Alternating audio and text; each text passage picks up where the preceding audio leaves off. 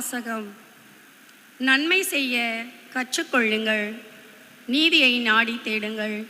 இறைவாக்கினர் எசையா நூலிலிருந்து வாசகம். எருசலேமே, உன்னை ஆளுகிறவர்களும் உன் மக்களும் சோதோம் குமாராவை போன்றவர்களாய் இருக்கின்றனர்.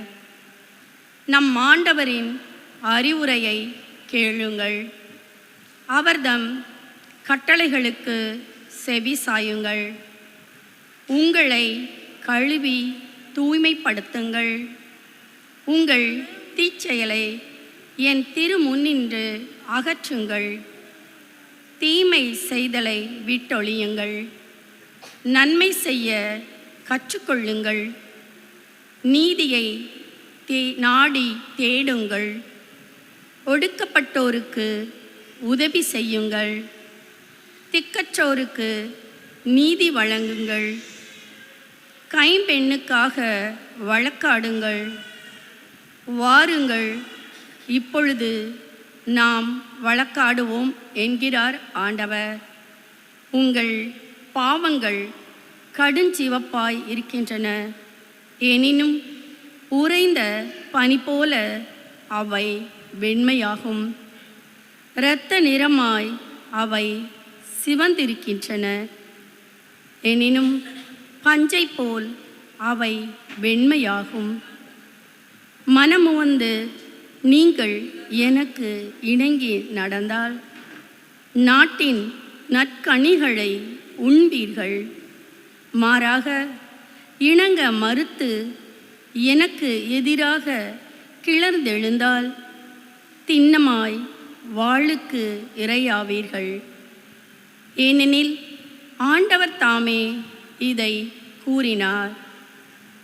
ஆண்டவரின் அருள்வாக்கு. இறைவனுக்கு நன்றி.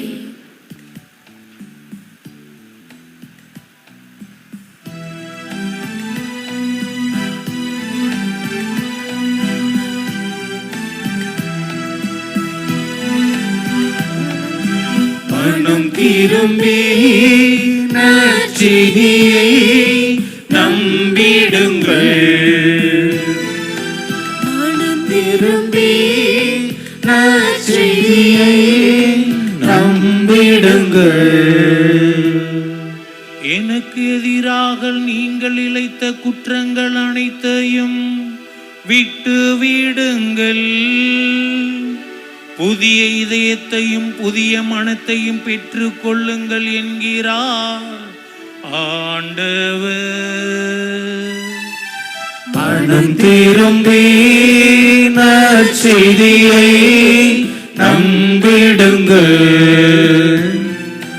மனம் திரும்பி நற்செய்தியை நம்பிடுங்கள்.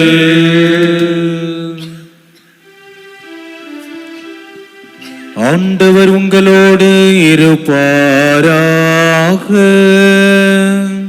உம் ஆன்மாவோடும் இருப்பாராக. மத்தேயு எழுதிய தூய நற்செய்தியிலிருந்து வாசகம்.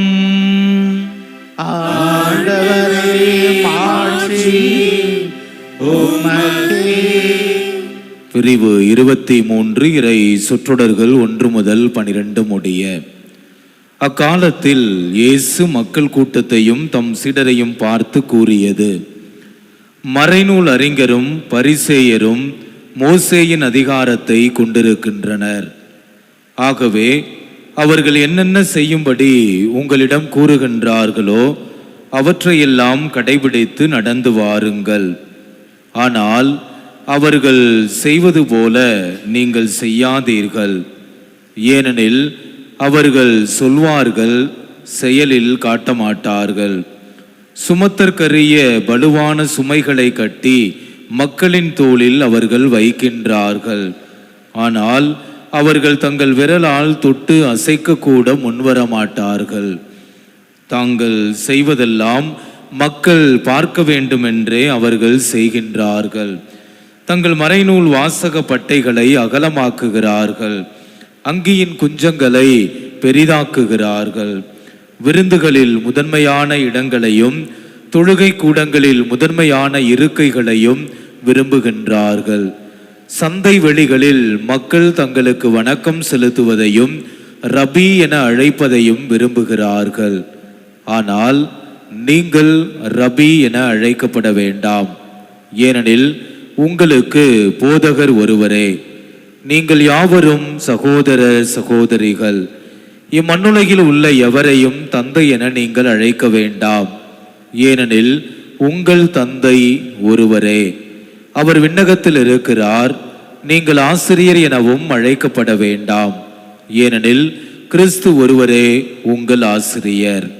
உங்களுள் பெரியவர் உங்களுக்கு தொண்டராக இருக்க வேண்டும்.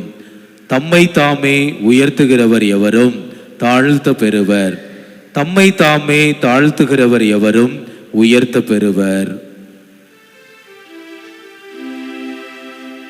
ஆண்டவரின் அருள்வாக்கு. கிறிஸ்துவே உமக்கு புகழ்.